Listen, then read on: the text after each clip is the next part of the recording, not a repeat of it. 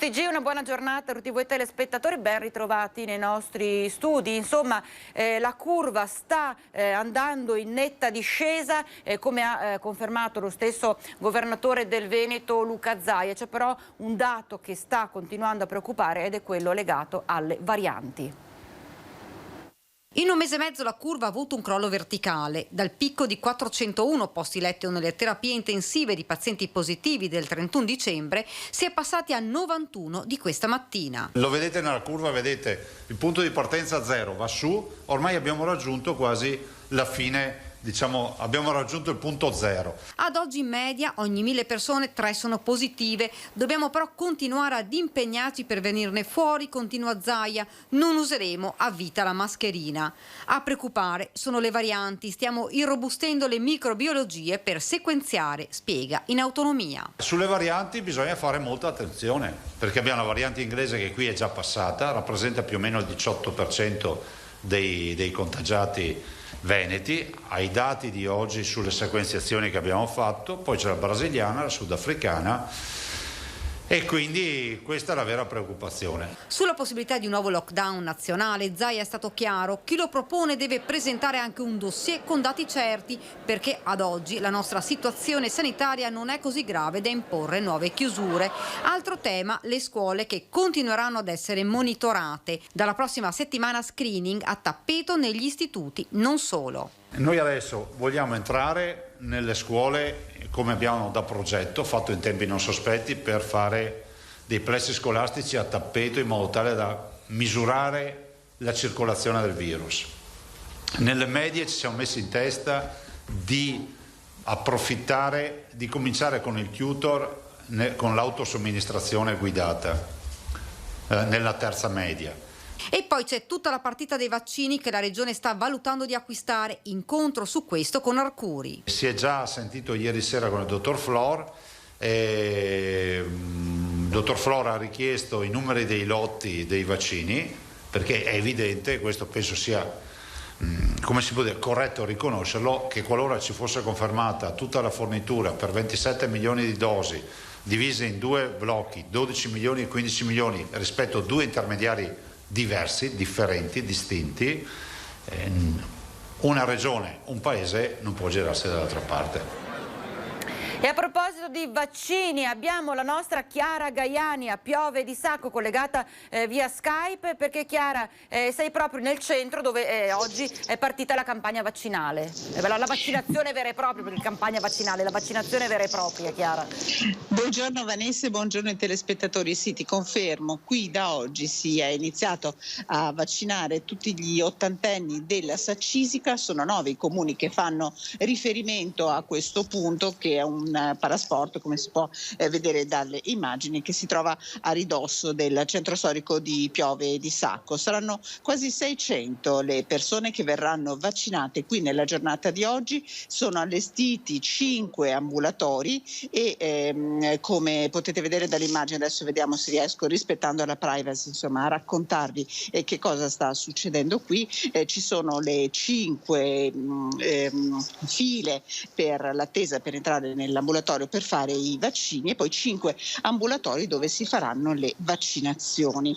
Quest'oggi questo punto vaccinale sarà operativo solo nella giornata di mercoledì, ed è il primo punto della ULSS 6 Euganea dove proprio da oggi viene fatta la vaccinazione con il vaccino Moderna, che rispetto a Pfizer BioNTech, di cui ha le caratteristiche proprio tecniche simili, ha semplicemente il richiamo che non viene fatto a 21 ma a 28 giorni. Quindi le persone che sono state vaccinate oggi, che verranno vaccinate fino alle 17:30 di quest'oggi, torneranno qui per la seconda dose, non nelle canoniche 3 settimane che insomma abbiamo imparato a conoscere in questi mesi del vaccino Pfizer BioNTech, ma con le 28 settimane di AstraZeneca.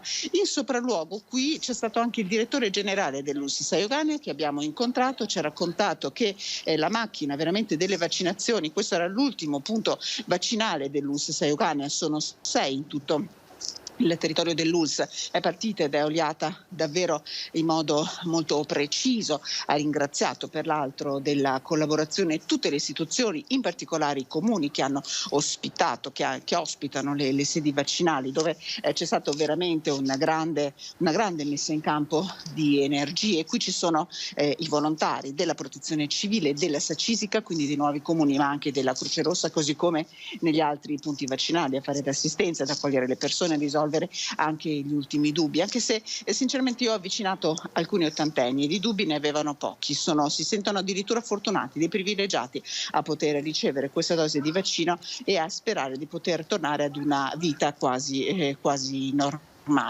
Uno sforzo davvero importante. Il problema sono i vaccini, nel senso che le dosi non sono ancora sufficienti per riuscire a rispondere alla domanda, perché nella popolazione la domanda c'è. Oggi si sono presentati il 92% delle persone che hanno ricevuto a casa la lettera o l'SMS. Ecco, su questo, se mi permetti Vanessa, farei una puntualizzazione, perché è arrivata in redazione una telefonata questa mattina in cui è stata contattata la nostra redazione proprio per capire, dicevano no, ho ricevuto la lettera, ho ricevuto l'SMS. Ecco, le lettere, noi abbiamo chiesto al direttore generale, ne approfitto quindi per dare questa risposta a tutti, le lettere alle persone sono state inviate, vengono inviate 3 giorni prima dell'appuntamento, però queste persone ricevono un SMS per ricordare l'orario e il giorno dell'appuntamento, quindi controllate i vostri telefonini se sapete di essere all'interno insomma del gruppo delle persone che possono essere chiamate, perché lì avrete proprio il ricordo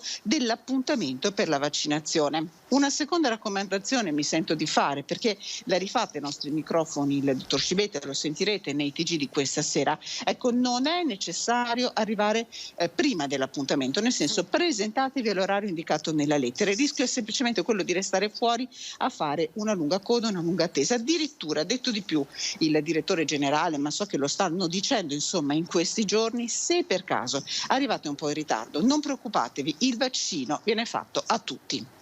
Ecco, anche perché Chiara, io ricordo anche nel primo giorno di lunedì, quando Valentina era collegata da Padova, allora dal padiglione Fiera di Padova, che aveva sottolineato come ci fosse stato quasi una sorta di assembramento provocato proprio da queste persone, questi ottantenni che in massa erano accorsi in larghissimo anticipo, di conseguenza c'era tutta questa concentrazione di persone in attesa del vaccino. Segno questo, come hai ricordato anche tu, che davvero le persone, soprattutto gli anziani, hanno piena volontà di essere sottoposti alla vaccinazione. Tu parlavi di quelle persone che chiamavano in redazione, da noi arrivavano addirittura, sono arrivate telefonate di figli di magari 83 anni, 84 anni, preoccupatissime perché dicevano ma come mia mamma ne ha 83 non è ancora stata chiamata. Ecco, Chiara, vogliamo ricordare ancora una volta come funzionerà questa cosa, perché questa è la settimana degli ottantenni e poi via via Sì, si partirà con gli 81enni, gli 82enni, gli 83enni di andare, tra l'altro anche sulla convocazione. I primi a riceverla sono i primi nati dell'anno, quindi i primi a ricevere sono le persone che sono nate a gennaio, via via si arriva fino a dicembre, quindi non è detto che magari tutti gli ottantenni abbiano già ricevuto la convocazione per la vaccinazione, ma non preoccupatevi. Direttore generale dell'ULSS 6, ma credo che questo valga davvero per tutte le ULSS del Veneto, ha rassicurato ampiamente sulla disponibilità, insomma, anzi sulla volontà di fare la vaccinazione a tutti e per primi alle persone che in questi mesi veramente hanno avuto più difficoltà, più problemi, che sono stati gli anziani. Le persone che abbiamo avvicinato noi questa mattina ci hanno tutte raccontato di essere rimaste sostanzialmente a casa in questi mesi con grande paura di ammalarsi e che questa gli pare insomma una possibilità di ritornare alla vita. Tra l'altro vorrei raccontarti anche un piccolo aneddoto, Vanessa, perché già era successo la settimana scorsa a Loreggia. Ho chiesto all'amministrazione comunale se c'era stata una sorta di turismo per vedere dov'era il punto vaccinale. Me l'ha confermato. Pensate, addirittura ieri sera, quando stavano facendo gli ultimi ritocchi, quelli sai dell'ultimo minuto, prima poi di aprire le porte, a un certo punto hanno dovuto proprio chiudere le porte del Palasport, impedire l'accesso agli anziani che venivano in sopralluogo per vedere dove si faceva, a che ora si faceva, dove si sarebbero dovuti mettere, se i lavori erano a buon Per essere sicuri, insomma, che oggi arrivavano e trovavano tutto perfettamente organizzato e pronto. Esattamente. Bene. Esattamente, sì. Bene, allora Infatti. la nostra grazie Chiara, la nostra Chiara Gheani, grazie. Buona continuazione, buon lavoro Chiara. Noi ci separiamo per qualche istante, abbiamo una breve pausa.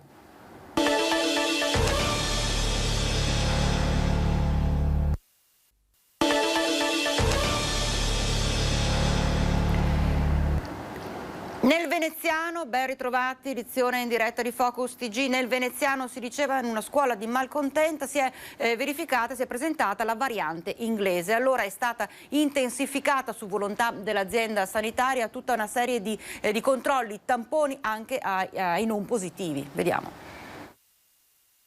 Gli esiti delle verifiche sul focolaio che ha interessato una classe della scuola primaria Fratelli Bandiera di Malcontenta sono compatibili con la presenza della variante inglese. In una situazione generale di calo dei contagi, l'Ustra Serenissima ha confermato la formazione del primo focolaio di variante inglese del coronavirus nel veneziano.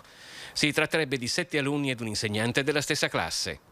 L'azienda sanitaria ha inoltre confermato che la variante inglese presenta per certo una differenza nella trasmissibilità del contagio e che per questo motivo si stanno applicando le misure di monitoraggio del Servizio Igiene e Sanità Pubblica in modo più stringente. Noi siamo molto attenti a tutte quelle che sono le evoluzioni della variante, in particolar modo della variante inglese.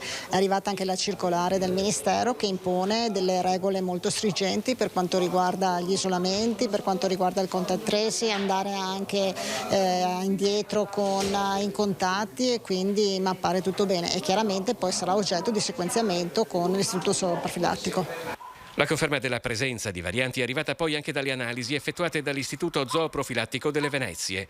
Per i positivi, nello specifico, è stata ampliata la tempistica dei tamponi. L'indagine epidemiologica sui contatti è stata allargata dalle consuete 48 ore a 14 giorni, così come la quarantena dei contatti è passata da 10 a 14 giorni. I lavoratori della scuola rientrano peraltro tra le priorità della campagna vaccinale anti-Covid. Gli insegnanti saranno vaccinati già dalla settimana prossima, alcune USL, Venezia ma anche altre, insomma hanno già iniziato la trafila con anche le prenotazioni. Inizieremo con gli insegnanti e il personale comunque ausiliare dei servizi prima infanzia, quindi asili nido e scuole materne, perché sappiamo insomma qui il contatto con i bambini è un contatto ravvicinato, non usano le mascherine, quindi riteniamo importante e giusto mettere in protezione loro subito. E tra le vittime del Covid c'è anche il professor Giuseppe Basso che ha salvato dal tumore tantissimi bambini.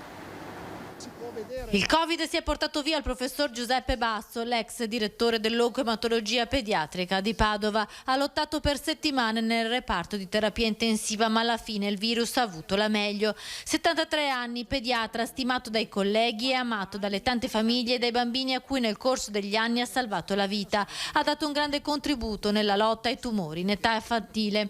La notizia della scomparsa del professor Basso ha sconvolto tutti.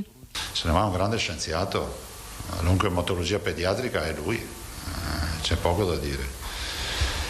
E fra l'altro un uomo che era ancora, con piena energia, seguiva, se lo si incrociava col camice. Era uno dei medici più amati del Veneto, ha ricordato il sindaco di Padova Sergio Giordani, un uomo che aveva la pediatria nel suo DNA, così lo ricordano i suoi colleghi dell'azienda ospedaliera di Padova.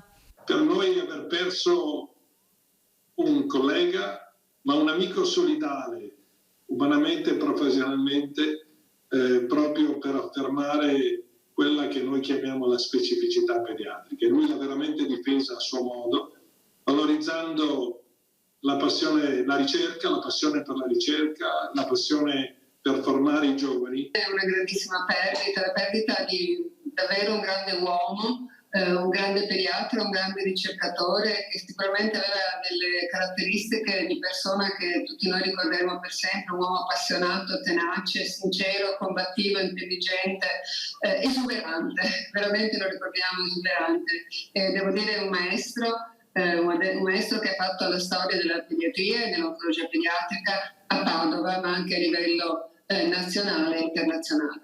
Basso ha diretto l'unità operativa complessa della clinica di oncoematologia pediatrica fino a 3 anni fa. Nel 2018 aveva partecipato all'inaugurazione della Teen Zone, un'area attrezzata per i ragazzi e pazienti oncologici. Da sempre è grande sostenitore della nuova pediatria, un progetto che purtroppo il Covid non gli ha consentito di veder realizzato.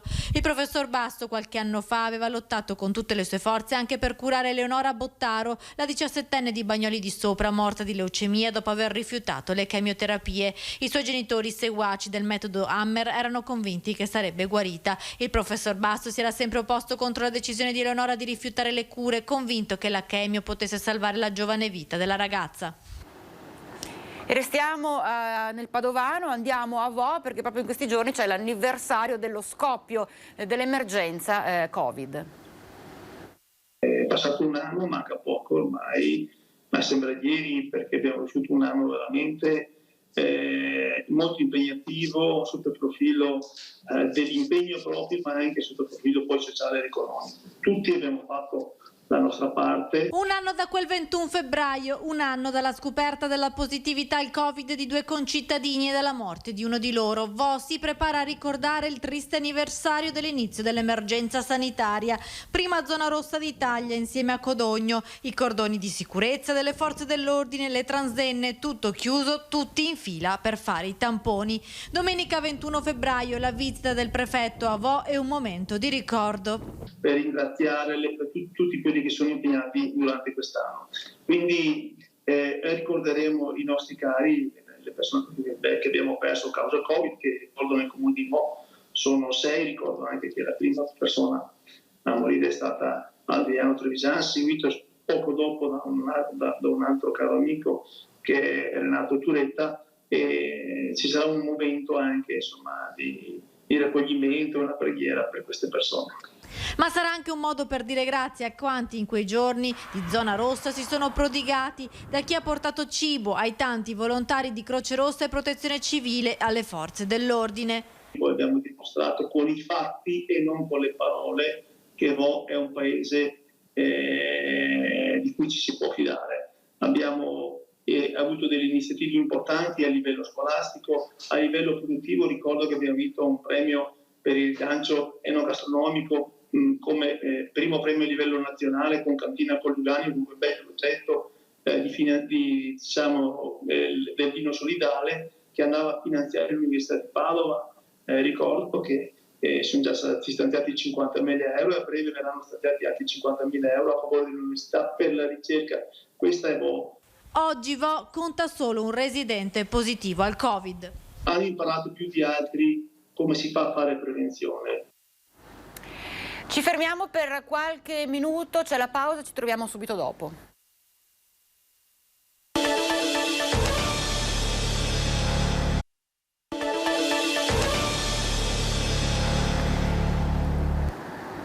E rieccoci in diretta, vedo che è tutto allestito ormai nella sede regionale della Protezione Civile, vedete anche voi i microfoni pronti per aspettare, appunto pronti per ricevere il governatore Zaia nella puntuale conferenza stampa. E intanto che stiamo attendendo Zaia andiamo ad Asiago perché con lo slittamento forse si spera al prossimo 5 marzo della riapertura degli impianti di discesa, gli impianti sciistici, c'è stato davvero un colpo fortissimo a tutto quello che è il comparto della ristorazione e della ricezione. Sono gli albergatori che sono letteralmente sul piede di guerra.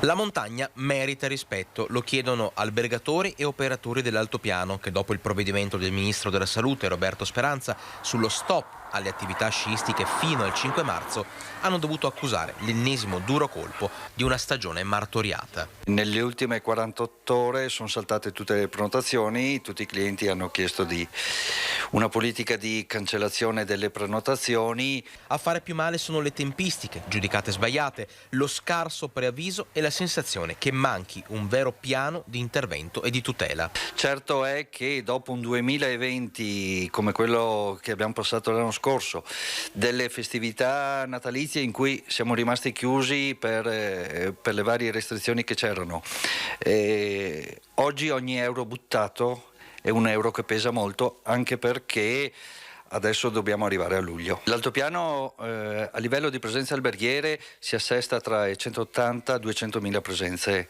annue in un anno normale. L'anno scorso la perdita di presenze e in proporzione di fatturato va dal 40 al 50%. Il 2021 non è sicuramente iniziato per il meglio e al momento un mese come gennaio, ad esempio per la mia struttura, stiamo parlando di un 90-95% di perdite. La speranza a questo punto è di riuscire a valorizzare al meglio i weekend per coprire le perdite senza compromettere la sicurezza di turisti e cittadini. Va bene anche il turismo mordi e fuggi, tenuto conto che molto probabilmente il Covid cambierà il modo di fare vacanza. Un grido d'allarme che arriva, abbiamo sentito da tutto quello che è il comparto della montagna per la pesante tegola che hanno ricevuto albergatori ma anche i vari ristoratori. Ricordiamo anche proprio che doveva riaprire il tutto ancora lo scorso 15, quindi lunedì 15 febbraio e tantissimi quasi tutti si erano adeguati proprio per rilanciare, per riprendere, per ripartire. Adesso questa pesante batosta che li sta letteralmente, abbiamo sentito anche la perdita del 95%, addirittura cifre davvero esorbitanti. A risentire ovviamente c'è anche tutta quanta quello che è il comparto economico anche nelle varie città, perché è vero che vengono bloccati, limitati tantissimo anche tutto quello che sono gli acquisti, le spese e quant'altro, però le tasse e gli importi sono sempre da pagare, quindi c'è davvero molta rabbia anche da parte degli esercenti. Andiamo a Vicenza. Male, malissimo anche, malissimo se vuole sapere, più male di così non si può. È il grido di dolore sconsolato di una commerciante di Viale Mercato Nuovo a Vicenza. Da 50 anni al lavoro nel negozio di abbigliamento, a sua volta ereditato. Aprire ogni giorno sta diventando sempre più difficile, non tanto e non solo per il Covid, ma per gli effetti economici devastanti. Le tasse, quelle cose lì che penalizzano quando c'è zero di entrate, zero. Tant'è che scrivo zero adesso nella righetta che devo scrivere. La sua attività non fa parte di una catena i cui costi magari vengono spalmati e anche i ristori diventano una goccia nel mare delle difficoltà. No, a me no, non sono arrivati, a mia figlia 600 euro, ma dall'anno scorso però. Quindi con 600 euro cos'è che prendiamo? I bagigi? Però le spese, quelle che sono da pagare i commercianti perché ti fanno i conti e tutto il resto sono perfette, quelle non mancano. Non sta meglio il bar vicino che oggi è preoccupato di dover chiudere per le varianti del Covid. Preoccupa sì, anche perché se non è che io sono uno stipendiato, non prendo la cassa integrazione, se chiudo bottega soldi non ne arrivano. Preoccupazione condivisa dal barbiere, qualche passo più in là che oggi, dopo essersi reinventato, speso soldi e aumentato le ore di lavoro, vede gli affari girare. Tanta paura che per caso richiudano, di ritrovarsi in lockdown, e anche perché abbiamo investito tanto energie e anche economicamente, insomma, abbiamo paura. Tanta la paura davvero abbiamo sentito ed è un po' una cosa diffusa perché tra montagna e anche le città sono letteralmente messe in ginocchio per quanto riguarda l'economia e il commercio. Abbiamo due notizie di cronaca che sono arrivate poco fa in redazione. Cominciamo andiamo a Castelfranco. Nel corso della nottata i carabinieri della compagnia hanno arrestato nella flagranza dei reati di rapina aggravata e lesioni personali un cittadino di 21 anni, gravato già da pregiudizi, residente a Bassano del Grappa. L'indagato è stato bloccato dai carabinieri di Castelfranco all'esito di ininterrotte ricerche in concorso con un connazionale, un sedicenne di Possagno, che era denunciato in stato di libertà per gli stessi reati, quindi stiamo parlando di rapina aggravata e lesioni personali all'interno della locale stazione ferroviaria. L'uomo aveva percosso con calci e pugni uno studente di 18 anni dell'Asolano, al quale veniva poi rubata una catenina in oro del valore di 200 euro. La vittima aveva riportato lesioni al volto, era stato portato in ospedale dove era stato appunto curato. L'arrestato è stato accompagnato in carcere. Quindi insomma abbiamo sentito questo 21enne di origine marocchina residente a Bassano del Grappa, che aveva agito assieme a un complice di 16 anni, mentre un cittadino romeno di 43 anni condannato dalla magistratura di Bucarest a 6 anni e mezzo di detenzione per vari reati, tra cui il traffico di migranti, è stato arrestato dai carabinieri di Avidor, siamo sempre nel Trevigiano, dove l'uomo vive, è stato portato al carcere di Treviso. I reati che vengono contestati all'uomo, tra cui ricordiamo il traffico di migranti, risalgono al periodo compreso tra il 2010 e il 2014. La pena sarà probabilmente scontata in Italia una volta che verrà riconosciuta dalla Corte d'Appello di Venezia.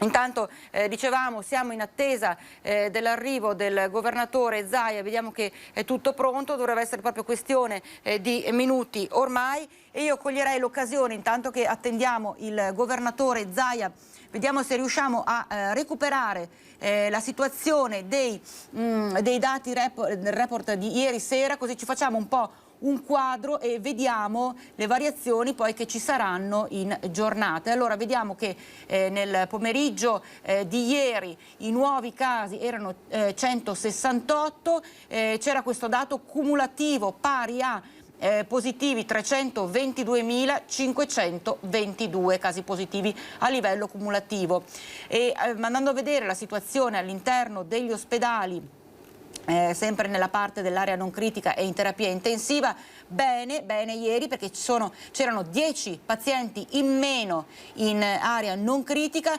5 pazienti in meno in terapia intensiva, un totale di ricoverati positivi pari a 883 persone siamo in area non critica dei nostri ospedali, 97 invece i ricoverati positivi in terapia intensiva, un dato che in pochissimi giorni è sceso, tanto che proprio anche ieri lo stesso governatore Zaia aveva sottolineato questa discesa della curva delle persone ricoverate in terapia intensiva.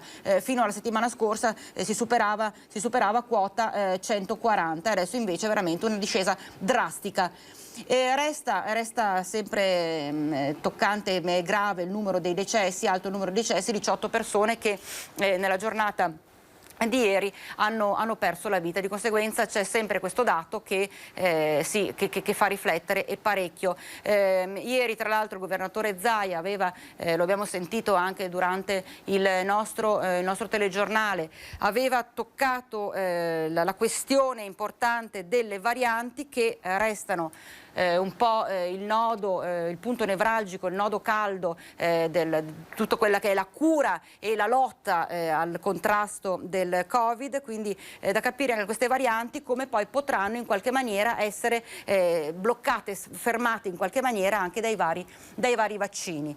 E allora adesso dovremmo vedere, insomma, tra pochissimo dovrebbe arrivare il governatore Zaia, i colleghi hanno assicurato che ormai è questione di secondi. Si parlava, perché oggi un altro tema caldo è quello anche poi del discorso degli anziani che si recano, che vengono chiamati per essere sottoposti alla vaccinazione.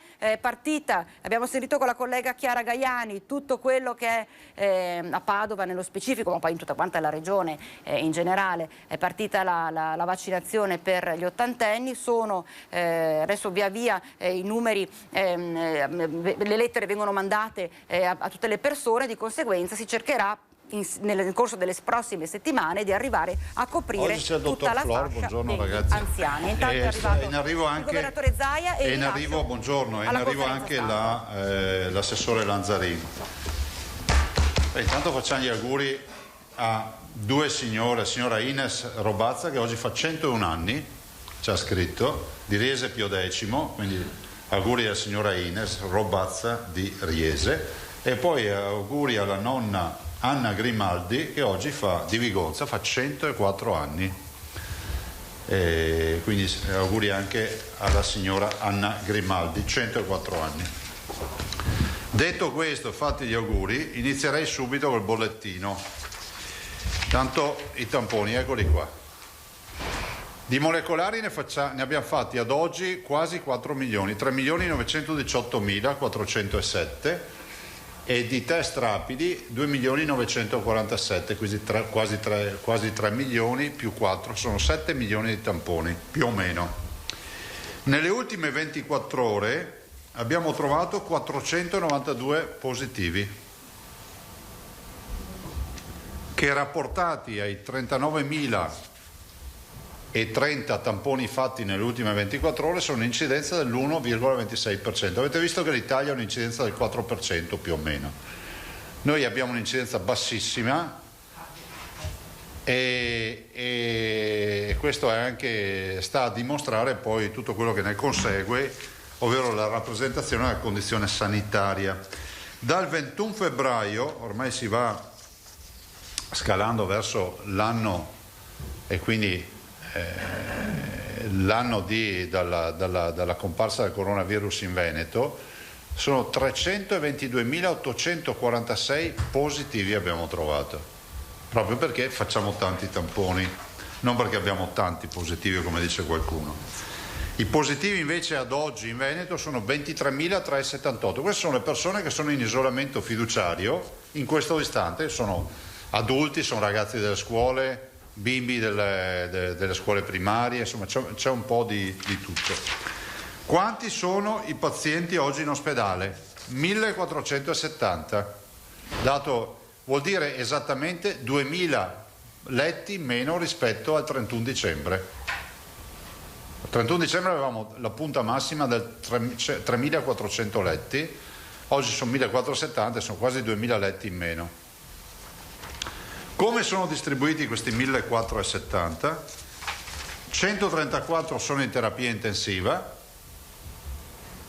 considerate che i positivi oggi in terapia intensiva sono 97 però, quindi li troverete nel bollettino nazionale 97, meno 2, e 1336 in area non critica e sono meno 46. I positivi dei 1336, se vi interessa, sono 8,75. Quindi abbiamo pazienti, fondamentalmente non caricando più pazienti, abbiamo il dato della negativizzazione che galoppa, no? I morti purtroppo sono 9.621 più 70 e i dimessi dal 21 febbraio ad oggi sono quasi 15.500, sono esattamente 15.461 persone curate più 71, quindi abbiamo questi dati. Allora,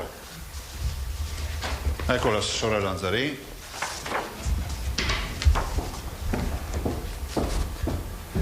Ho tenuto che ci fosse il dottor Flor perché così poi vi dà anche uno spaccato di quello che è il tema della condizione sanitaria del Veneto in queste ore, alla luce anche dei dati che vi ho dato. Noi siamo preoccupati perché comunque oggettivamente il Veneto in questa fase, siccome come abbiamo detto ieri ha un comportamento anticiclico, no? Quando gli altri salgono noi scendiamo, quando gli altri scendono noi saliamo con il contagio.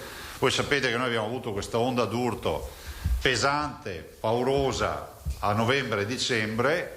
Dopodiché dal 1° di gennaio abbiamo iniziato a calare e sono esattamente, ormai oggi che cos'è, il 17, 18? 17, pensate sono 47 giorni di calo ininterrotto, quindi una cinquantina di giorni di calo. Siamo convinti che comunque i fattori che ci hanno portato a questo calo siano molteplici, di certo non possiamo solo ricondurlo al fatto che c'è stato il cambio di colore di zona, perché il cambio di colore di zona, ve lo dicevo ieri, è avvenuto il 24 dicembre, quindi calare dopo 6 giorni è impossibile perché non se ne accorge neanche il virus che è cambiato il colore della zona in 6 giorni. Pensiamo invece che il tema delle varianti qui abbia pesato, prova ne sia che noi abbiamo isolato la variante inglese in Veneto la prima volta il 24 dicembre. 3 pazienti tamponati che si sono dimostrati positivi alla variante inglese. Il Veneto, vi ricordo, aveva 8 varianti, 8 mutazioni, il virus di marzo non c'è più, tra le 8 5 sono mutazioni conosciute nel database nazionale, una è l'inglese e 2 sono mutazioni tipicamente venete. L'onda d'urto è stata forte, il calo è altrettanto forte e repentino, perché avete visto liberare 2000 letti in 50 giorni non è proprio da calo normale. In questo contesto noi siamo preoccupati perché il tema delle varianti è sempre un tema comunque che lambisce la nostra vita quotidiana, anche da un punto di vista sanitario, perché prendiamo atto che siamo circondati comunque da un po' di realtà che rappresentano dei cluster, dei focolai in crescita. Ho visto ieri le dichiarazioni del collega Bonaccini che annunciava una possibile zona arancione per l'Emilia Romagna. Parlavo ieri con il collega Fontana, mi diceva appunto che ha delle zone rosse, ha dei cluster in Lombardia e così anche altre realtà. E l'Europa, come vedete, ha comunque un contagio ancora importante, evidente. La Germania ieri ha chiuso il suo bollettino quotidiano con oltre 550 morti, 3.500 e oltre contagiati, è ancora in lockdown, parlano ancora di procrastinare il lockdown. Io resto convinto del fatto che quando si cita la parola lockdown bisogna avere un supporto dietro che sia di uno studio serio e argomentato e non dichiarazioni che poi ci fanno assistere a sto dibattito che è lunare tra scienziati, tra chi è a favore e chi è contro il lockdown. È come essere davanti a un medico, a due medici, e uno ti dice beccati la pasticca e l'altro dice non prenderla. Poi capite che il paziente, cioè siamo noi di mezzo, qualche dubbio ci viene. Quindi inviterei anche di moderare questi dibattiti in maniera più, come si può dire, costruttiva, a fare in modo che si parta da un assunto che è quello di uno studio serio, epidemiologico, supportato da dati, e dopodiché si fanno i ragionamenti. E chiedo ai cittadini a non abbassare la guardia, lo chiedo tutti i giorni, lo so che siamo quasi ossessivi, però ricordo sempre che mascherina, distanziamento sociale e igiene delle mani valgono più di un lockdown. Questo ormai è la letteratura scientifica che lo dice. Questo per noi è fondamentale perché è vero che non abbiamo più lo scenario del 21 febbraio dell'anno scorso, conosciamo il virus, abbiamo una capacità diagnostica che è paurosa, oggi abbiamo fatto 36 o 39 mila tamponi nelle ultime 24 ore, l'anno scorso vi ricordo che il 20 di marzo facevamo 2000 tamponi al giorno, 2600 tamponi, abbiamo protocolli di cura che allora non avevamo, abbiamo sicuramente affinato le modalità di cura e anche il nostro contact tracing, però è pur vero che la vera discriminante, io resto ancora convinto, sia rappresentata dai vaccini. Ad oggi noi abbiamo inoculato 250.000 vaccini e concluso le vaccinazioni su 108.000 persone con la seconda dose. Quindi capite che pian piano si sta creando una comunità che ha comunque una risposta anticorpale. Ovvio è che se avessimo una potenza di fuoco come quella che ci meriteremmo di avere rispetto ai vaccini, ieri abbiamo vaccinato 6.000 persone, ma potremmo vaccinarne molte di più. Voi sapete che il Veneto sull'antinfluenzale in 2 mesi ha fatto 1.300.000 vaccini. Quindi se noi avessimo un magazzino pieno di vaccini, da qui all'estate noi scriviamo Veneto Covid free, punto. Se è vero che i vaccini sono la soluzione, ci sembra di aver capito che sia così, visto e considerato che Israele lo ha fatto, ha recuperato 30 milioni di dosi, ha vaccinato i propri cittadini e oggi ha un calo drastico, quasi imbarazzante dei ricoveri, visto e considerato che la copertura anticorpale ha creato quella che noi definiamo immunità di gregge, cioè il virus è come una pallina nel flipper, sbatte da un punto all'altro ma non riesce a trovare la buca per fare il punteggio, nel senso che rimbalza sempre da un individuo all'altro ed ognuno ha la sua copertura anticorpale, quindi non diventa ospite, non diventa vettore per il virus. Speriamo, poi ci sarà il dottor Flor che vi dà un annuncio, nel senso che vi dà un aggiornamento. Noi capite che non è che siamo che cerchiamo la rissa, non cerchiamo neanche la contrapposizione istituzionale, che sia chiaro, io ve l'ho sempre detto, non abbiamo neanche cercato gli intermediari o coloro che vendono vaccini, ci hanno cercato loro perché sanno che il Veneto è efficiente, perché sanno che il Veneto quando c'è una novità la presenta in Veneto e il Veneto se la prende in carico e cerca di svilupparla. Abbiamo avuto più offerte, poi ve lo ricorderà il dottor Flor. Il dottor Flor ne ha fatto una selezione e ha seguito le più significative e più solide, no? Anche da un punto di vista di proposta. Considerate che a volte c'è anche il singolo cittadino, potrei citarvi un esempio di magari un genitore che ha un familiare, ve la identifico, che con la buona volontà ci dice: io ho un mio familiare che lavora in quell'azienda, in quella multinazionale dall'altra parte del mondo, se volete chiede e vi sa dire, questa è Veneto questo, no? È accaduto anche questo, però il dottor Flora ha selezionato, sì, che poi si sono sentiti e ne è venuto fuori che la Big Pharma, dove c'era questo dipendente, ha detto non possiamo. Quindi è un po' una chiamata di popolo. Il dottor Flora poi ha selezionato, ha seguito dei canali che poi vi dirà. Noi abbiamo fatto una scelta di distinguere la fase di indirizzo, che è quella che spetta a noi come governo, da quella, diciamo, gestionale. Quindi che sia chiaro che io non ho incontrato, noi non abbiamo incontrato nessun intermediario e non abbiamo neanche mai visto i contratti, perché ho detto al dottor Flora, io ho detto guarda, non voglio neanche vederli, perché proprio sia distinta la fase. Siamo assolutamente collaborativi, del resto guardate, noi non riusciamo a validare il lotto, cioè ci vuole comunque che ci sia AIFA dietro, che ci sia un ente terzo, il commissario Arcuri, perché noi non abbiamo, nel momento in cui andassimo a chiedere l'autorizzazione a spendere, a comprare, dobbiamo avere una validazione terza, per cui è inevitabile comunque, volenti o nolenti, che ci debba essere un lavoro di squadra. Certo è che penso anche i colleghi, gli unici che mi hanno sempre confermato, diciamo, la disponibilità ad essere della partita, che sono i colleghi della Lombardia Fontana, del Friuli Venezia Giulia, dell'Emilia Romagna, del Trentino e dell'Alto Adige, e anche le Marche che ha parlato l'assessore, che ci dicono se c'è questa possibilità siamo qui. Guardate, il problema non è aver vaccini più buoni, non è neanche averli, perché comunque se guardassimo il piano distribuzione vaccini nazionale ci dice che a un certo punto li avremo tutti, no? Le famose 200 milioni di dosi. L'unico fattore qual è? È il tempo, perché se noi riusciamo a vaccinare tutto il nostro comparto turistico, tutte le nostre aziende, tutti i nostri cittadini nel giro di 3-4 mesi, capite che partiamo per primi rispetto a chi sta lì ad aspettare il vaccino. Ma questo lo dico a vantaggio dell'Italia, non solo del Veneto. E penso che se ci sono questi canali, e ve lo scandisco, e se sarà confermato che non è acqua distillata ma è vaccino, tanto vero il dottor Flora poi vi dirà cosa sta facendo, io penso che l'Italia debba assolutamente accelerare e fare come fanno altri paesi europei, perché ormai si è capito, di andare a acquistare sul libero mercato. E che sia chiaro che noi non andiamo a portare via vaccini a nessuno, ci vengono a offrire i vaccini, se non li compriamo noi, li compra qualcun altro.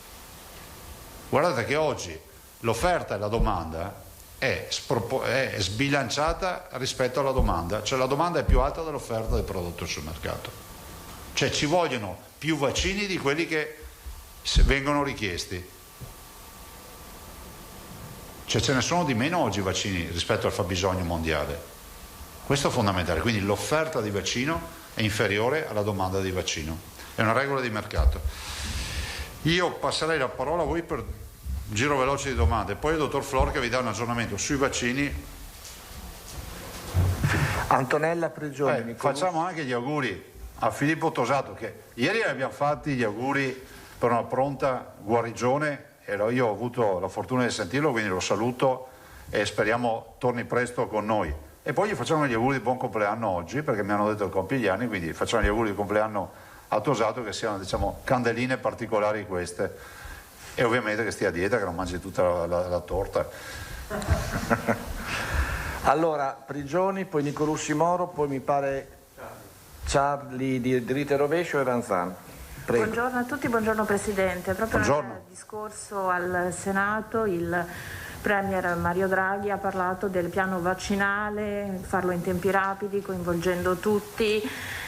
Ritiene che sia un'apertura agli atteggiamenti, all'operazione che sta facendo il Veneto? Mi sembra siate sulla stessa linea, parla di tempo, lei ha appena parlato di tempo. Quindi... Ma guardi, io non ho sentito, buongiorno, non ho sentito il discorso del professor Draghi, però dico questo, che il buon senso deve imperare, cioè, a me sembra una cosa di buon senso che se uno mi suona il campanello e mi dice guarda che c'è un bancale di vaccini, dice sono veri? Quanto costano? Allora, se non è una speculazione, è uno spreco. A me sono concesso che potremmo anche discutere sul valore della vita e il valore del vaccino. e se si possono veramente considerare dei vaccini a tutti gli effetti con i lotti, con la tracciabilità, perché non inocularli? Noi abbiamo i cittadini che ci chiamano piangendo perché vogliono essere vaccinati. Pensate ai quanti anziani che vogliono, sono lì che aspettano di essere vaccinati. Cioè, dopo 9.600 morti in Veneto, siamo l'8ª regione in Italia per mortalità, ne abbiamo 7 davanti a noi. Io dico che è fondamentale porsi questa questione. Io spero, ma sono convinto che sarà così, che questo passaggio che tu mi hai citato, che io non avevo sentito, non ho sentito nulla, sia assolutamente in linea con questo principio. Lei non ha sentito Draghi? No, ma guardate, onestamente, ma da Arcuri a tutti, onestamente noi non abbiamo trovato, al di là di qualche vostro collega che gli piace fare, come si può dire, lo spirito libero, quello controcorrente, no? Perché ogni roba che facciamo non va bene. E considerate che io sono stato accusato, lo dico al nuovo che saluto, benvenuto, sono stato accusato per aver imposto di fare 3.500 tamponi ai cittadini di Vo. Il giorno dopo hanno detto che l'OMS non lo prendeva ed era un danno erariale. Oggi tutti si vantano dei tamponi di Vo, ma li ho fatti fare io però. Per cui io dico che se c'è un'opportunità noi abbiamo l'obbligo morale, non è immorale, l'obbligo morale di vagliare fino in fondo questa opportunità. Dopodiché nella legalità e nell'estrema sicurezza anche rispetto alla tracciabilità si deciderà se farlo o no. Però io non posso girarmi dall'altra parte sapendo che ho un'offerta e sapendo che i cittadini che si ammalano e muoiono. Certo, la dichiarazione di Draghi diventa un assist, insomma. Il professor Draghi è persona intelligente, di buon senso, penso che non ci sia dubbio su questo. Dopodiché sapete, siamo in un paese nel quale l'odio sociale impera e imperversa. Quindi se qualcuno fa qualcosa di buono, c'è sempre il sospetto che debba guadagnare lui o guadagnare qualcun altro. Questo è il grande freno del paese. Non esiste più il bene comune, ma esiste il bene comune con finalità personali. Se ragioniamo così, c'è cosa fa? Noi ci stiamo qui a sbattere per i vaccini perché dobbiamo guadagnarci, c'è qualche conto all'estero o menate del vario. Ma dai, ma fatemi un favore. Cioè, se abbiamo questa opportunità, guardate, noi trasferiamo i contratti e poi basta che qualcuno ci dia la nostra parte, tanto per capirci, la nostra parte di vaccini, visto considerato che ci siamo sbattuti per poter portare a casa dei vaccini. Questo è il paese, E allora, per essere tranquilli, chiudo, cosa accade tra noi amministratori? Che per non avere guai, tiri il freno a mano, te ne stai seduto tranquillo sulla tua scrivania e dici: la mia carta è sempre a posto, c'è un piano vaccinale nazionale, c'è scritto 48.000 dosi a settimana. Quanto ci metterà? 2 anni a vaccinare i veneti, però sono in regola, perché ho tutte le carte a posto e noi non siamo di questa pasta. Grazie. Nicolussi Moro, Corriere del Veneto. Però siamo in regola, giustamente mi dice, non siamo di sta pasta ma siamo in regola. Allora, buongiorno. Ciao. Dunque, io vorrei fare 3 domande tecniche. Prego. Ieri sera Porta a Porta ho visto che lei era ospite e c'era un intermediario di AstraZeneca che dice di aver proposto il vaccino AstraZeneca all'Emilia Romagna e anche al Veneto, però per un prezzo esattamente doppio di quello che è stato proposto e opzionato dall'Europa, cioè $1,78 contro $3,50. Volevo capire se questo è uno di quei... Non lo so, sentiamo il dottor Flor dopo, scusami, perché io non ho seguito queste cose. Okay. È un croato, ho visto ieri sera. Hai presente? Oh, perfetto. Ok, allora poi ci risponde il dottor Flor. Sì, che ho visto anche che ha fatto uno Skype, poi si è collegato, comunque ha fatto un'intervista. Sì, infatti, volevo capire un attimo se è lui che si propone così. Sì, ha detto anche una cosa, hai fatto caso, ha detto sfido chiunque a trovarli €1,50. Esatto, infatti ha detto siamo già fuori mercato, infatti già a questo prezzo noi non li venderemo più ma dovremo alzarlo. Per cui mi interessava sapere se anche i vostri intermediari hanno fatto questo discorso o hanno mantenuto i prezzi che vi hanno proposto all'inizio. Dottor Flor. Allora poi Flor. Poi invece sempre l'altra domanda allora sui codici dei lotti li faccio sempre Dottor a Flor. Allora, l'ultima cosa è questa, che invece riguarda l'organizzazione della vaccinazione. Adesso che l'OMS ha dato il via libera alla somministrazione di AstraZeneca anche agli over 55, come si rimodula la campagna del Veneto? Rimane AstraZeneca per le categorie essenziali da 18 a 55 oppure la allargate? Anche... No, va allargata ai 65. Domani ci sarà la dottoressa Russo in conferenza stampa che vi dirà questo, vi parlerà anche di tutto l'aspetto del monitoraggio delle mutazioni. Esatto, infatti. Però noi allarghiamo a 65, se non ha nessun senso, no? Cioè vuol dire che il target aumenta. Considerate che c'è già uno studio che dice che alla seconda dose a 3 mesi dà 85% della risposta anticorpale. Quindi aveva ragione il professor Remuzzi quando diceva guardate che dovete rivalutare i dati di AstraZeneca, perché comunque a distanza, siccome ancora non avevamo la distanza di 3 mesi con la doppia vaccinazione, si vede già la risposta anticorpale maggiore di quella che era stata annunciata. Quindi siamo nell'ambito di un vaccino comunque che funziona. Pensate che gli anti-influenzali non hanno queste risposte anticorpali. Quindi potrà essere utilizzato. Adesso voi siete partiti con la classe 41, sì. Per cui per le classi successive da 65 in giù si usa. Da 65 in giù, ok, anche probabilmente uscirà una circolare. Sì, ovvio. Nel senso che ieri c'è stato l'incontro tecnico a cui hanno partecipato Regione, AIFA, Ministero, Istituto Superiore di Sanità, è emersa questa cosa qui, da quello che sappiamo noi ci sarà una circolare che specifica bene e poi ne applicheremo la circolare. Voi intanto siete già partiti con le categorie però essenziali? Siamo partiti fino al 55 perché si poteva fino ai 55 con gli insegnanti, siete già dal lunedì. Ok, grazie. Sì, infatti se osservate molti insegnanti già hanno ricevuto il messaggio o la mail, dipende dalle ULS insomma. Ok, perfetto, grazie. Ok, allora Stefano Ciardi di Diritto e Rovescio, Rete 4. Diritto e Rovescio, buongiorno, benvenuti. Lei ha detto che i vaccini che gli sono stati proposti degli intermediari sono extra rispetto a quelli destinati all'Italia concordati con l'Unione Europea e quindi volevo sapere se secondo voi c'è la possibilità di un'apertura di un'indagine da parte della Corte dei Conti che potrebbe contestarvi di pagare lo stesso vaccino 2 volte. In che senso? Magari se sono già state stabilite delle quote per il Veneto, comprare lo stesso vaccino sul mercato potrebbe essere un duplicato. No, questa è una valutazione che fanno solo gli azzeccagarbugli, nel senso che noi adesso abbiamo necessità di vaccinare. È un po' come l'uomo nella giara, no, del Pirandello, cioè spacco la giara, salvo l'uomo o lascio l'uomo, salvo la giara. Allora, noi abbiamo un obiettivo che è quello di salvare la persona.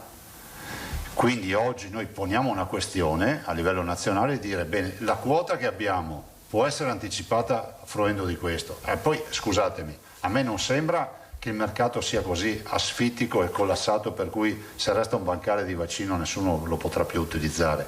Cioè l'Italia se oggi dicesse che cede 27 milioni di dosi a altri paesi e rinuncia perché ha avuto una fornitura extra, penso riesca a recuperare nel suo bilancio da dare e avere, ma non ci vedo. Però poi sai, questo è un elemento tutto italiano, no?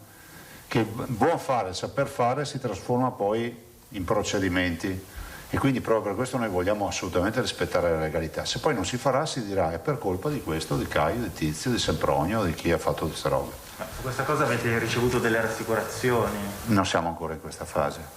Senta, però lei ha detto vi hanno proposto il vaccino Pfizer, giusto? Sì. Ma anche. Com'è possibile che tutte le aziende produttrici sono in ritardo con le consegne di quelli che già sono stabiliti negli accordi europei? Com'è possibile che ci siano 27 milioni di dosi sul mercato? Ma sa, non lo deve chiedere a me. Se guardassi cosa è accaduto in Israele, hanno vaccinato e si sono approvvigionati di 30 milioni di dosi e loro hanno già vaccinato. Se guardo la Gran Bretagna, hanno già vaccinato 15 milioni di cittadini e non vedo nei loro giornali la difficoltà di reperire i vaccini, ce li hanno i vaccini. Se vedo altre comunità vedo Biden che ha annunciato che in 100 giorni vuol fare 100 milioni di vaccinazioni negli Stati Uniti. E poi se guardo fino in fondo mi chiedo ma perché continuate a chiederle a noi queste robe? Perché non andate dalle big pharma, le mettete attorno a un tavolo, sono 3 autorizzati, Pfizer, Moderna, AstraZeneca e dite scusate è possibile che ci siano vaccini vostri in giro sul mercato? Noi abbiamo scritto a Pfizer che ci ha detto noi non vendiamo sul mercato privato, vendiamo solo ai governi. Quindi volevo sapere... Allora vuol dire che il vaccino non esiste, basta, è chiusa la vicenda. No? Cioè, quindi, ma voi avete avuto delle rassicurazioni da parte degli intermediari che si tratti appunto di vaccini non solo approvati dall'EMA ma che non siano contraffatti? Ma l'ho appena detto prima, non mi hai ascoltato. Cioè, state ancora aspettando però queste cose? Noi abbiamo adesso, c'è il dottor Flor che sta facendo una verifica anche rispetto ai lotti, però in tutta sincerità, cioè, non è che noi facciamo un'operazione o vogliamo proporre un'operazione perché ci siamo innamorati dell'operazione, però abbiamo l'obbligo di andare al vedo. Allora, magari qualcuno si fermerebbe prima. Noi abbiamo detto consultiamo l'AIFA, lo abbiamo fatto il 3 di febbraio, AIFA ci ha detto parlate con Arcuri, parliamo col dottor Arcuri e si verificheranno i lotti, che è esattamente quello che poi vi spiegherà il dottor Flor.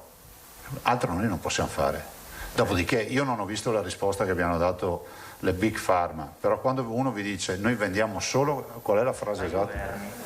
Cioè loro hanno, prendete, in questo momento... Vuol dire, se la leggo io in italiano, visto che poi voi avete sempre la volontà di trovare qualcosa di strano sempre dietro, a casa mia vendiamo solo i governi, vuol dire che qualcun altro può vendere a chi non è governo, o no? Secondo voi un'industria farmaceutica vende tutto il suo prodotto direttamente? Impossibile.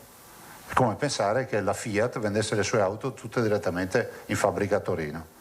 C'hanno le concessionarie, infatti le Big Pharma hanno i concessionari, hanno i licenziatari, addirittura gente che produce lo stesso prodotto da altre parti su licenzia, hanno poi i rappresentanti, hanno tutto un commerciale e quindi secondo me se un'azienda vi dice noi vendiamo solo ai governi vuol dire che si sono riservati quella fetta di mercato. Se dopo la volete leggere come volete leggere voi, noi vendiamo solo ai governi vuol dire che non vendiamo a nessun altro. Ma allora non si spiegherebbe quello che sta accadendo in giro per il mondo? Infatti quando io ho chiesto una volta, mi è capitato di chiedere possiamo comprare direttamente i vaccini, mi è stato risposto li possiamo vendere solo col contratto europeo. Anche questa è una risposta che dice cosa? Che si sono vincolati a vendere su quel contratto rispetto ai paesi. Però non ve lo so dire, noi non abbiamo mai visto il contratto. Però quindi c'è la possibilità che comunque Pfizer, anche se vende solo ai governi, che questi intermediari abbiano comprato da altri governi.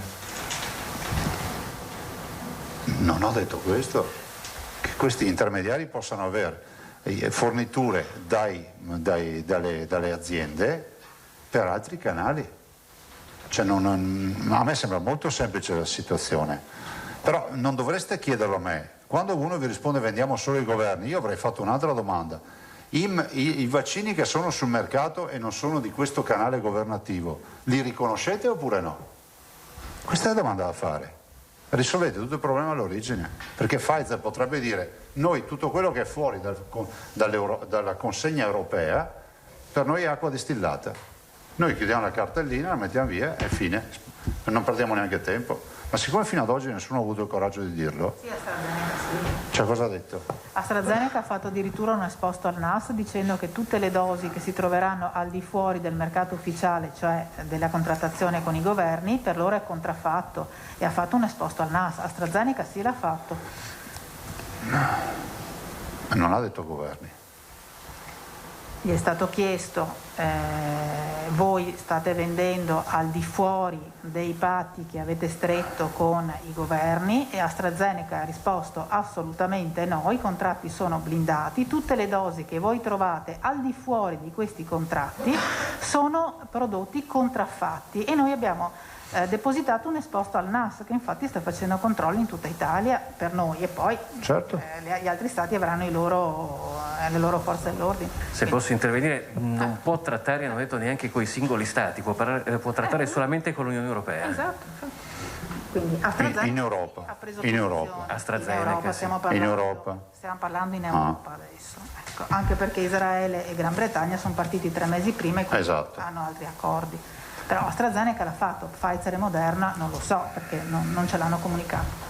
Sì, ma per noi non è, come si può dire, che sia chiaro, per noi non è un'ossessione. Noi abbiamo fatto anche etico, cioè nel momento in cui qualcuno ci ritrova per strada fra 1 anno, 2 anni, 10 anni o quello che è, dice allora avevi la possibilità di comprare il vaccino, non ti sei neanche preoccupato di verificare se era acqua distillata o vaccini. Noi abbiamo detto abbiamo verificato, cioè non è che ci mettiamo a piangere, ci spiace aver perso tempo, però fino ad ora nessuno ci ha detto che questa qua è roba che non funziona. E ripeto, il dottor Flor poi ve lo dirà, lui ha 2 contratti in mano. Andiamo avanti, Vanzan e Fois. Buongiorno. Presidente, le leggo un'affermazione di Piero Di Lorenzo, che è il presidente dell'Istituto di Ricerca di Pomezia, l'IBRM. Il governatore del Veneto Zaia dice che gli hanno offerto 27 milioni di vaccino per il Veneto, anche a Totò hanno offerto il Colosseo.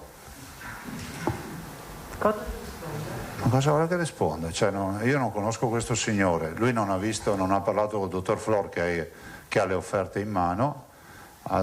Dopodiché può essere che lui abbia ragione, ma se ce l'ha è meglio che ci dica qual è la sua fonte, oppure se non ce l'ha ha fatto una pessima uscita, cioè, non so, c'è sempre questo atteggiamento, cioè, c'era Aristotele, no? Cioè, si diceva ipse dixit, no? Lui l'ha detto, poi arrivò finalmente il metodo sperimentale e capirono che dalla carne non nascevano le mosche ma c'erano le uova. Poi nascevano le larve e c'erano le mosche, ma prima tutti pensavano che dalla carne in putrefazione nascessero le mosche. Dopodiché col metodo sperimentale hanno visto che la mosca arriva, fa l'uovo, nasce la larva, diventa mosca.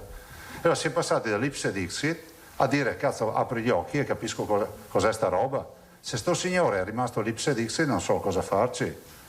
Cioè, io se fossi stato in lui, visto che è anche responsabile di un centro, avrei detto scusate, prima di parlare posso verificare. Poi magari può avere tutte le ragioni di sto mondo, ma mi sembra che il metodo sperimentale non lo conosca. Questo signore invitava alla prudenza, nel senso che diceva anche a noi, anche una società napoletana ci ha offerto a noi dell'Istituto di Pomezia vagonate, dice, di vaccino russo, e abbiamo passato la pratica alla Procura di Roma. Ma noi non stiamo... Guardate, ieri in una radio autorevole nazionale c'è una vostra collega che se n'è uscita dicendo che il Veneto sta trattando Sputnik e cinese. Non è vero. Noi abbiamo sempre rifiutato, ma non perché siano di poco o di buono, perché non sono autorizzati.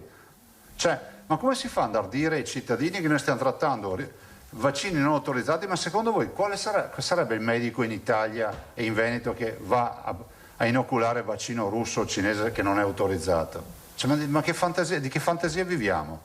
Dopodiché questo signore qua, dico anche un'altra roba, che signori come lui, io li ho conosciuti a febbraio-marzo, che dicevano che i camion con i respiratori arrivavano vuoti, erano camion fantasma, che i container con le mascherine non esistevano, erano tutte truffe. Noi abbiamo salvato il Veneto comprando respiratori e comprando mascherine.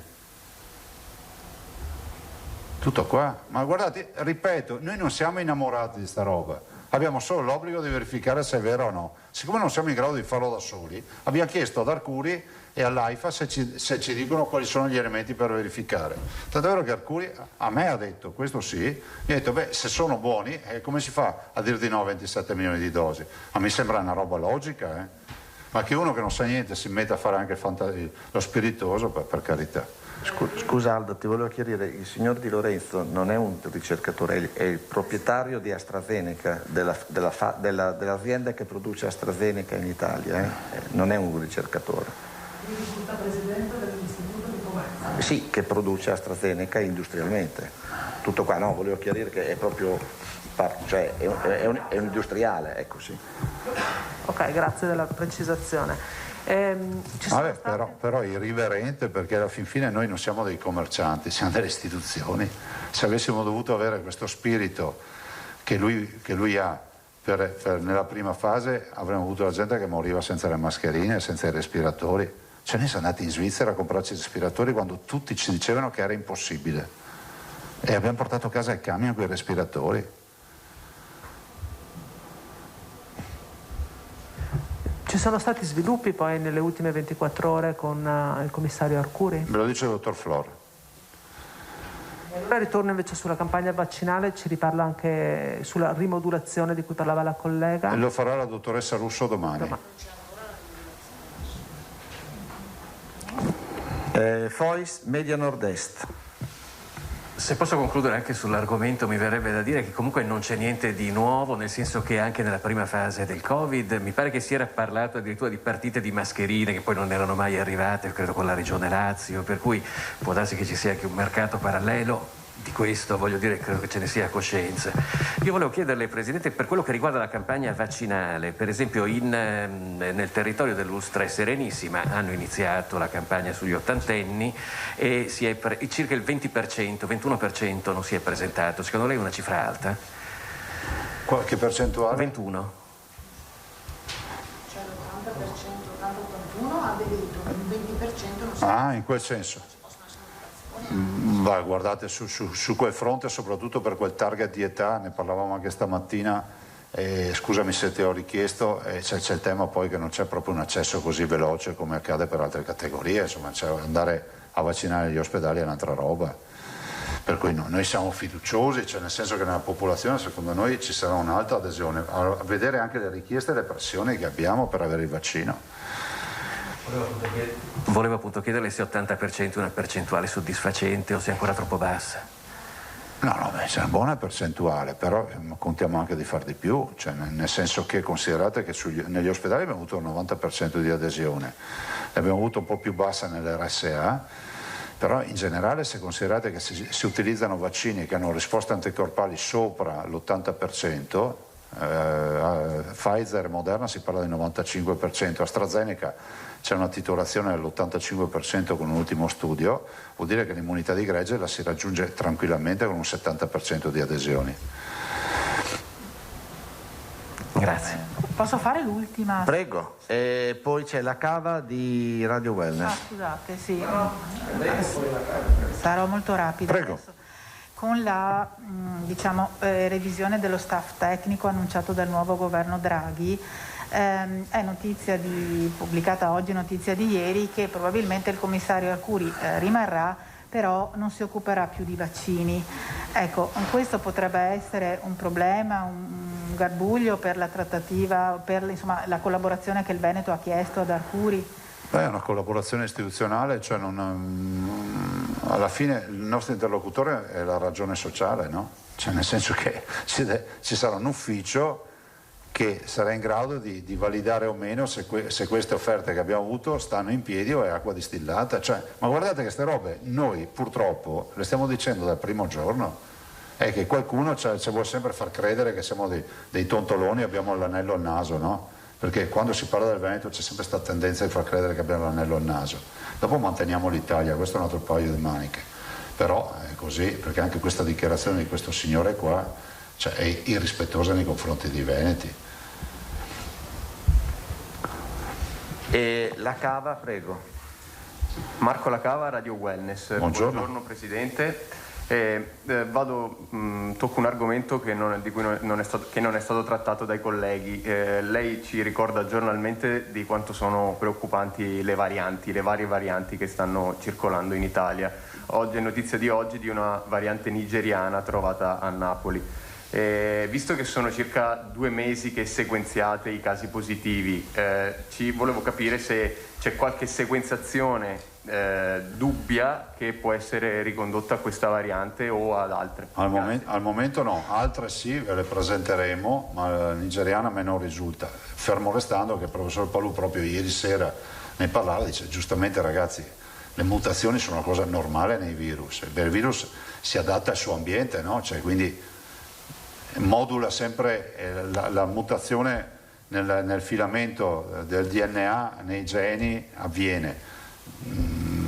Dopodiché noi dobbiamo porci una questione se il vaccino è sempre calibrato per quella mutazione, siccome è un vaccino a RNA messaggero eventualmente modificheranno, diciamo, in laboratorio le eventuali modifiche faranno, ma ad ora le conferme sono che il vaccino per queste mutazioni che abbiamo sul campo funziona, perché poi la mutazione riguarda un grande tratto riguarda un piccolo tratto di filamento, di codice genetico su un vaccino che agisce, diciamo, su un ampio spettro, per cui ad oggi le mutazioni vengono confermate come, diciamo, rispondenti ai vaccini, in maniera contraria ovviamente, che soccombono al vaccino.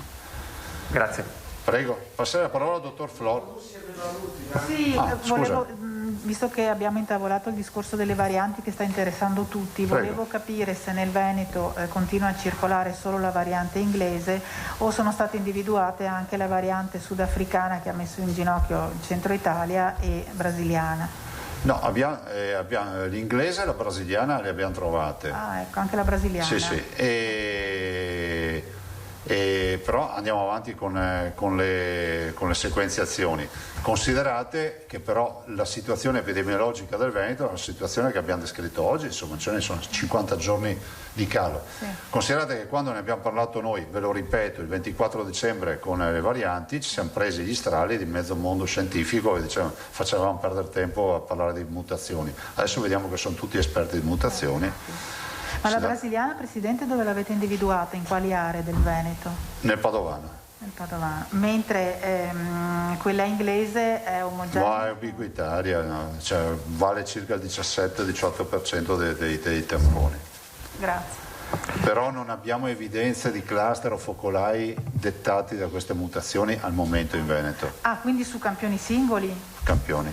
Ok, grazie. Ancora la Danzan, poi passiamo al dottor Flor.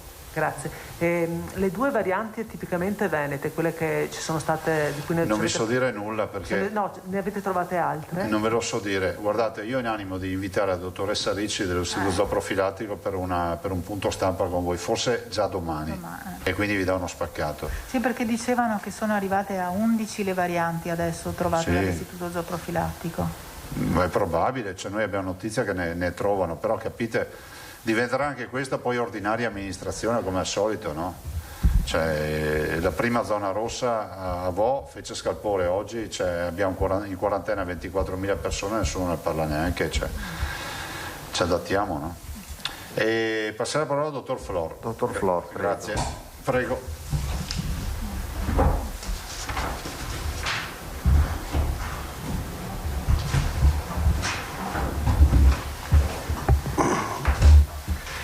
Buongiorno, sulla parte epidemiologica volevo dirvi che insomma vi ricordate che noi avevamo come nostro modello organizzativo la fascia 1, la fascia 2, fascia 3, fascia 4, siamo stati in fase 5, siamo stati in 5A e anche in 5B, oggi siamo sia per quanto riguarda la rianimazione sia per quanto riguarda la non rianimazione, i malati ricoverati in fascia 2. La fascia 2 vuol dire avere meno di 900 malati positivi in terapia non intensiva e di avere meno di 150 malati positivi in rianimazione. Ora vi ricordo semplicemente che il famoso 1° gennaio noi avevamo 401 malati positivi in rianimazione, 401 positivi, oggi ne abbiamo 94. Positivi e i 2.730 sono diventati 875, quindi siamo ampiamente in fase 2 e quindi manteniamo altissima l'attenzione. Avete visto che non continuiamo a fare tamponi, continuiamo a fare contact tracing, continuiamo a monitorare la scuola ma anche le strutture sanitarie.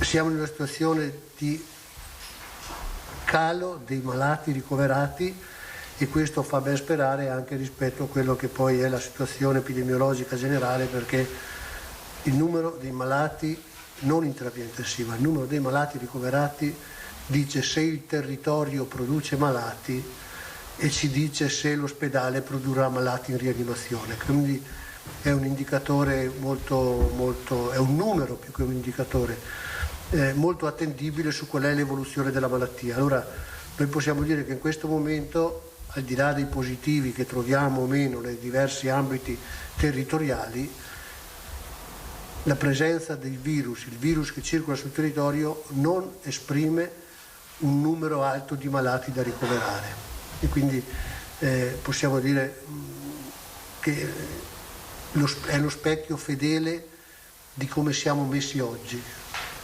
e anche di come eravamo messi ieri, insomma, no? Perché noi gli effetti poi li vediamo anche in ritardo rispetto a quella che è davvero l'effettiva circolazione del virus.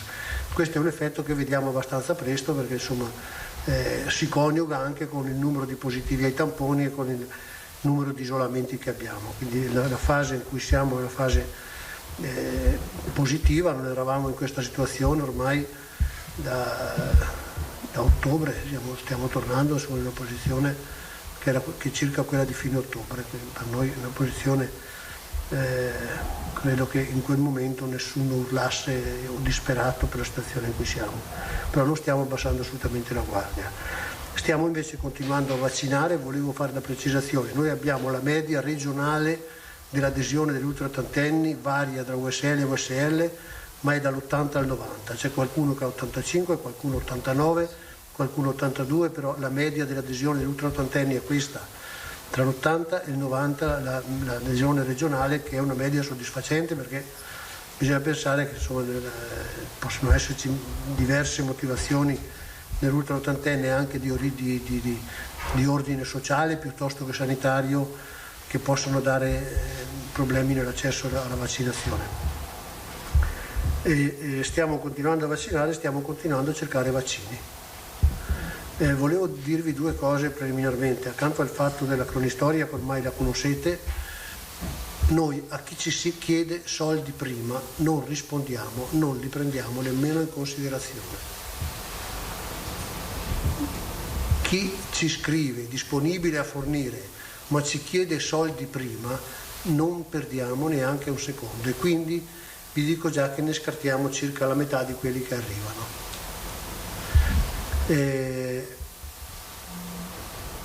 A chi non ci dà un minimo di elemento per poter capire se c'è una disponibilità vera a fornire, non stiamo a rincorrere tutti quelli che ci fanno proposte. Allora, noi finora abbiamo ricevuto, dico, circa una ventina di segnalazioni. A 6 segnalazioni, 6 abbiamo scritto chiedendo alcuni elementi per capire se il vaccino c'è davvero, in che tempi si è disponibili a fornirlo. Cioè, se noi vi diciamo sì, voi in quanto tempo siete in grado di portarvelo il vaccino? Che quantità ci sono e quanto costa? A 2 di questi 6 che ci hanno risposto con un'offerta molto dettagliata, abbiamo chiesto il numero di lotto e la scadenza della fornitura.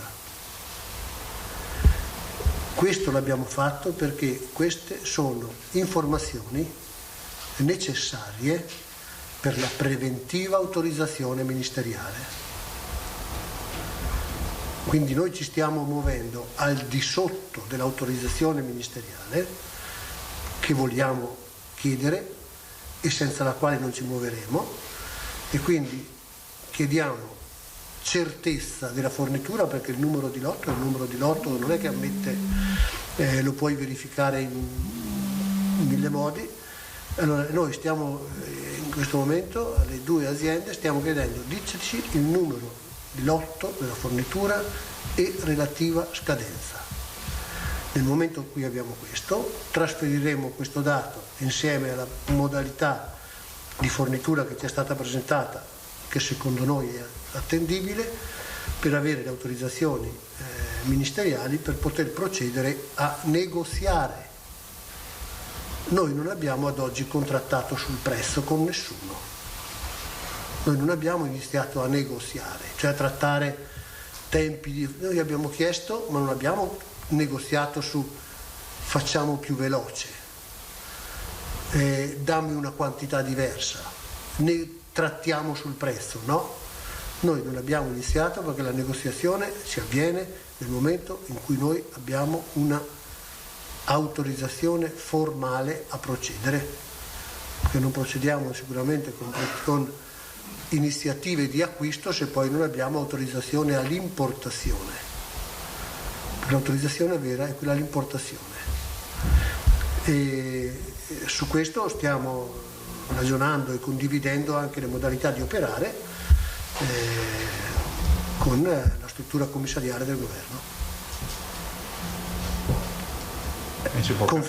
Confermo che qualcuno ci ha proposto non a 4 euro ma a 24 euro Astra e non abbiamo perso neanche un secondo, cioè, credo che stiamo qua a discutere, no?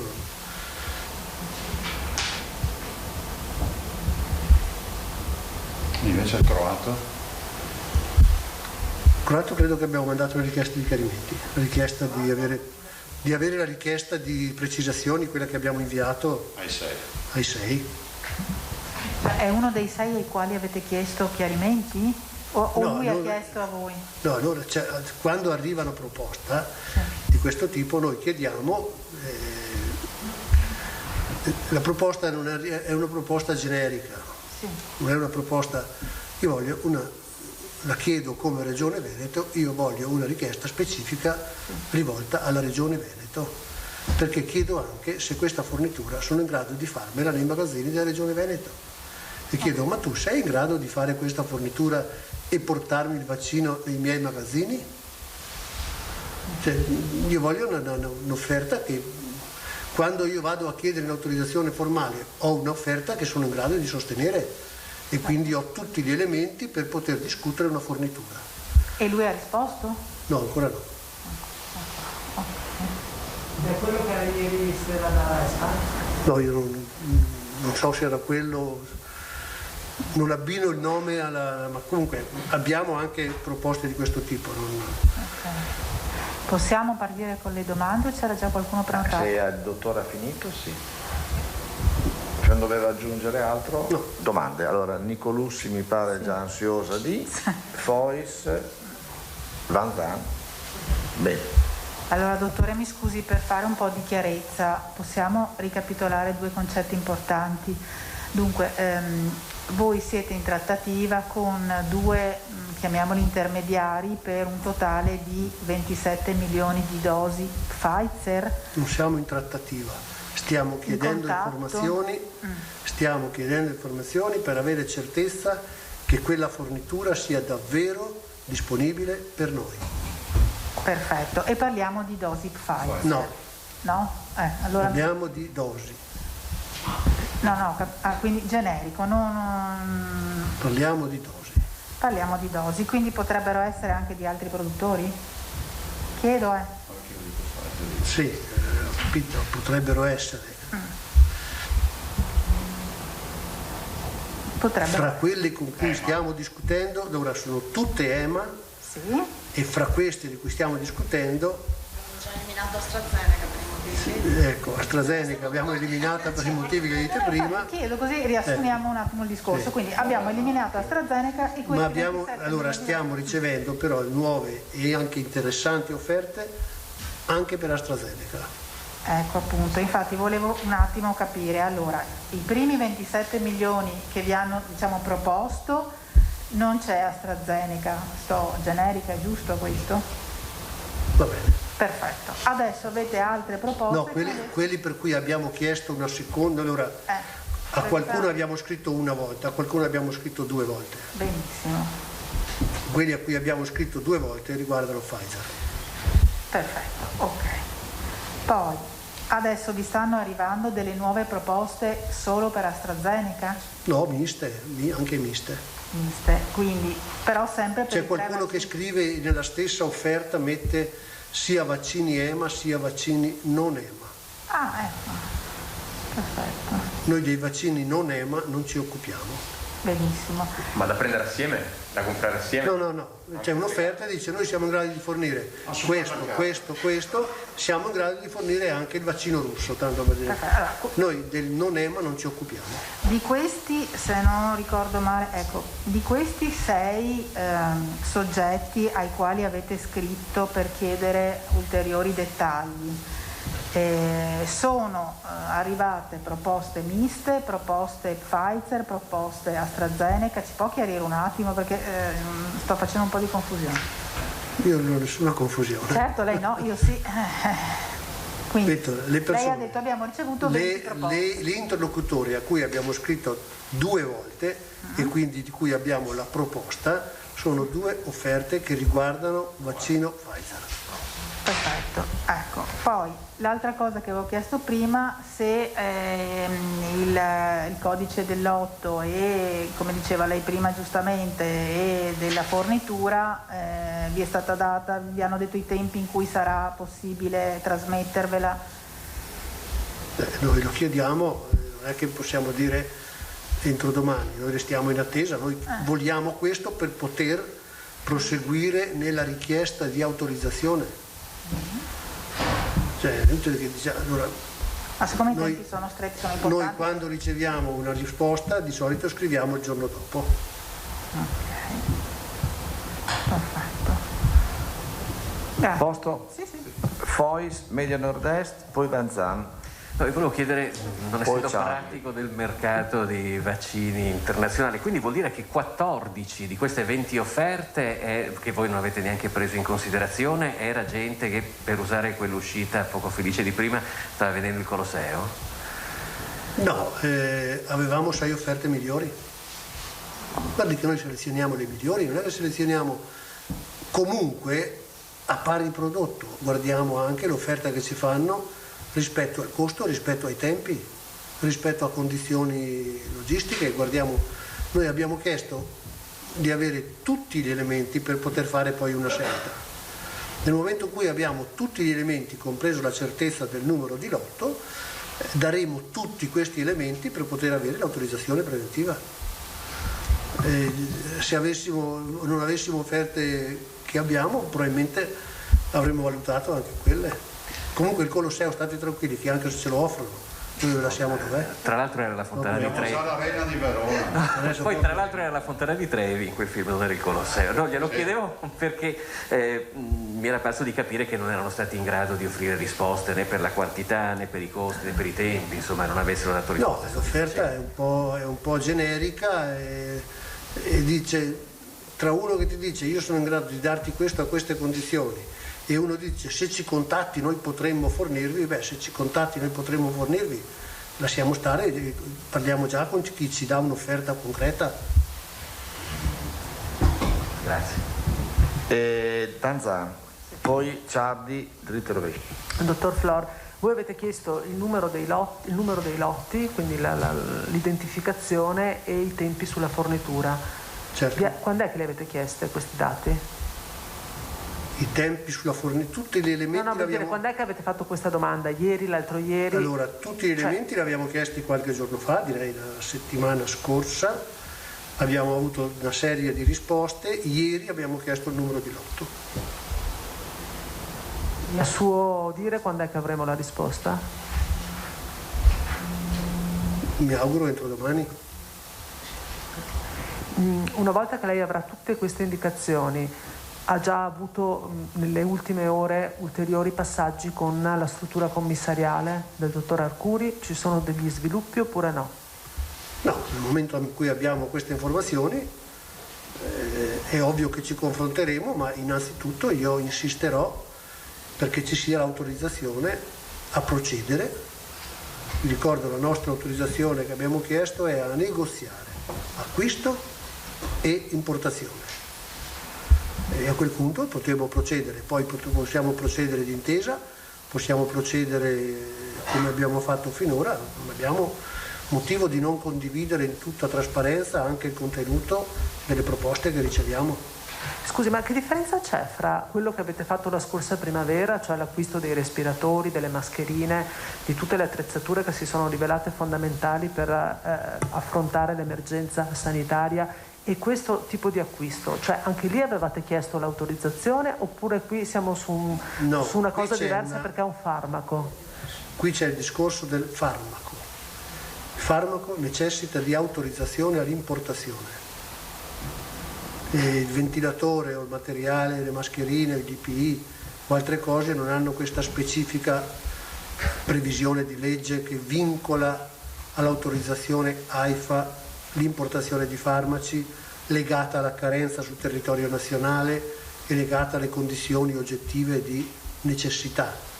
per poter fare una domanda di importare farmaco devono esserci tutte le condizioni: la carenza, l'oggettiva necessità, la disponibilità in altri posti e non in Italia, perché se il farmaco c'è in Italia non si è autorizzato a importarlo, e noi siamo partiti da sempre dicendo, vista la carenza di farmaci, vaccini, oggi e anche in prospettiva, perché noi, ve l'ho detto, guardiamo anche in avanti e da qui a un mese non abbiamo una prospettiva di avere quantità importanti di vaccini, è per questo che ci stiamo anche muovendo. Ciardi, diritto e rovescio, poi direi che possiamo concludere. Salve, dottor Flor. Senta, ma se avvicini il microfono mi fai una volevo sapere, le due proposte che avete ricevuto, che ritenete le più affidabili al momento, sono di vaccini che verrebbero da paesi dell'Unione Europea o comunque che si trovano in Europa? Vengono da sedi di produzione del vaccino. Ok. Sedi di produzione del vaccino sono in Europa e anche non in Europa. Quindi queste però sono sedi di produzione in Europa? No, sono specificate tutte e due le fattispecie, sede di produzione Europa o paese extraeuropeo. Va bene. L'ultima domanda e chiudiamo, grazie. Sul fronte dei dati del bollettino, dottore, mi scusi, per il terzo giorno consecutivo noi abbiamo 70 morti, che è una cifra purtroppo alta, come diceva anche il Presidente siamo l'8ª regione per mortalità. Ecco, si tratta di pazienti che erano ricoverati da tempo, di pazienti che purtroppo hanno avuto un'evoluzione più rapida, di pazienti giovani. Si può... Guardate, noi sappiamo questo. Nella scaletta dell'andamento dell'epidemia noi abbiamo i positivi al tampone. Quando crescono, una settimana dopo crescono i ricoveri in ospedale, 15 giorni dopo crescono i malati in rianimazione, un mese dopo crescono i morti. I morti sono un'onda lunga dell'epidemia. I morti che noi abbiamo oggi risalgono alle infezioni di circa un mese fa, anche 40 giorni fa. E quindi abbiamo ancora l'ondata di quando avevamo più di 2000 pazienti ricoverati e vedete che io sono quello che sostiene che i morti sono tanti anche se fossero solo uno. Quindi comprendo questa osservazione dell'elevato numero. Vi ricordo, noi eravamo in fase 5A, in qualche provincia anche fase 5B, avevamo 400 pazienti, 401 abbiamo avuto pazienti in rianimazione positivi e ne avevamo un'altra quarantina negativizzati ma sempre in rianimazione. Noi sappiamo che la mortalità ad oggi è prevalentemente in ospedale. In Veneto il 70% dei morti muore in ospedale e quindi vuol dire che ha passato un periodo di cura piuttosto intensiva, piuttosto alto. Sono stati fatti tutti i tentativi, tutte le ipotesi e i protocolli di cura. Sappiamo che andare in rianimazione con le condizioni di malattia da Covid molto avanzata è un quadro con mortalità di una certa importanza, perché come si dice oggi l'unica disponibilità che abbiamo, stanno avanzando i farmaci monoclonali come ipotesi, forse fra 10 giorni ne parleremo, il resto è il vaccino. Poi noi curiamo i sintomi, diamo sostegno alle funzioni vitali, usiamo antinfiammatori sintomatici, ma non abbiamo una terapia specifica per il coronavirus. L'ultimissima cosa, con i ritmi attuali quanto tempo ci mettereste a vaccinare tutto il Veneto? Ma guardate, io non vorrei essere esageratamente ottimista, ma se abbiamo fatto 650.000 vaccinazioni senza piani straordinari, senza allestire centri vaccinali di vario tipo, io credo che quel numero lo possiamo tranquillamente aumentare, forse invece di 650.000 possiamo forse arrivare anche al 1 milione al mese, se noi li avessimo. quindi per fare 4 milioni ci servono 4 mesi. Ok. Avendo i vaccini? Avendo i vaccini. Con i vaccini di oggi quanti sono? Con i vaccini di oggi non voglio neanche pensare ai 4 milioni di persone a vaccinare, perché sarebbero 2 anni. 2 anni? Con quello che noi abbiamo in previsione adesso sono 2 anni. Sì. In estate è prevista un'ondata di arrivi di vaccini, ma noi certezza non ce l'ha nessuno e stiamo aspettando, insomma. Considerate nel frattempo le comunità che hanno vaccinato vanno sul mercato globale Covid free. Grazie. Grazie.